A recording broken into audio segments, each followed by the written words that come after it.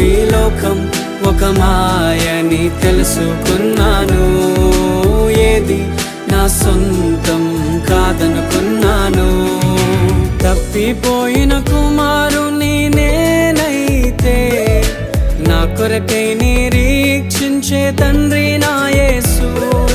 తప్పిపోయిన కుమారుని నేనైతే నా కొరకై నిరీక్షించే తండ్రి నా యేసు. ఈ లోకమంతా నేను వెతకినా నాకు లేదయ్యా ఎక్కడా ఆనందం. నీ సన్నిధిలో ఒక్క